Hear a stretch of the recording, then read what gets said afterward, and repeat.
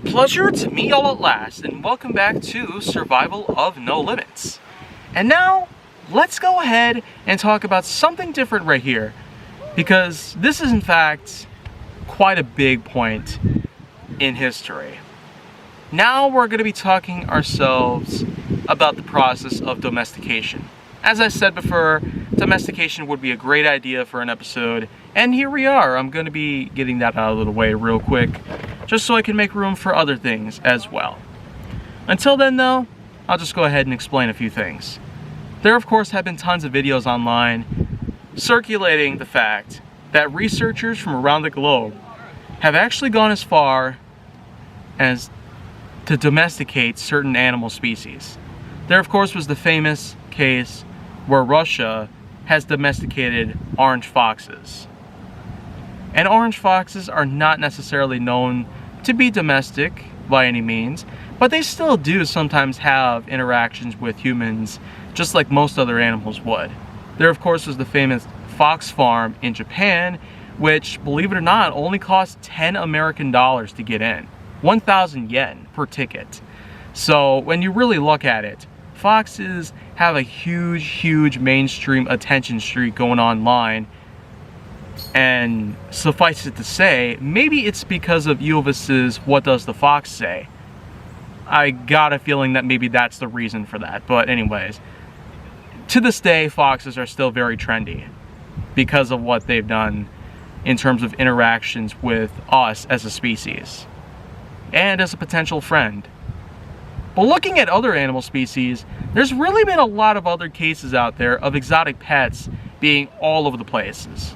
Quokkas, beavers, capybaras, and even the serval. Yeah, literally. A feline species out there that's not very well known compared to the lion or tiger, but yet the serval is very much a ferocious piece of feline purring.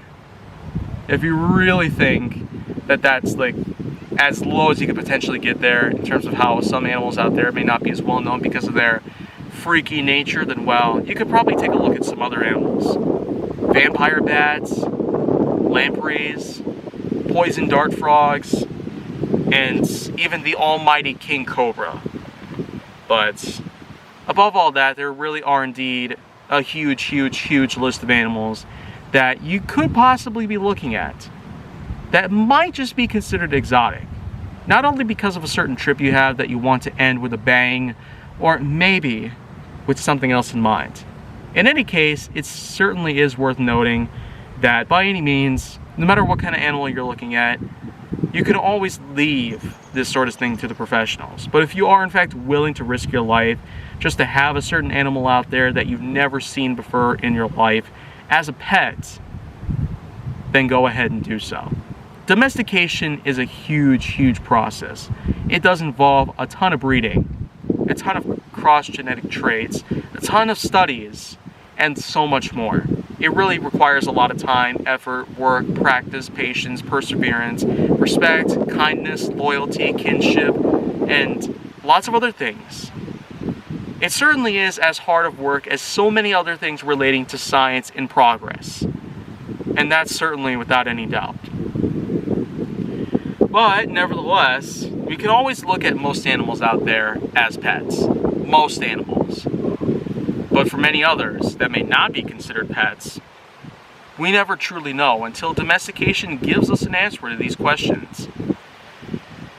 And yet, that's probably where I'm going to stop for right now. But I will have one more episode to talk about here in Survival of No Limits in another 2 days. So, do be sure to check out more on the channel until that very day comes. And if you want to see more, then make sure that you like, subscribe, comment, follow me on social media, and stay on the Hollywood side.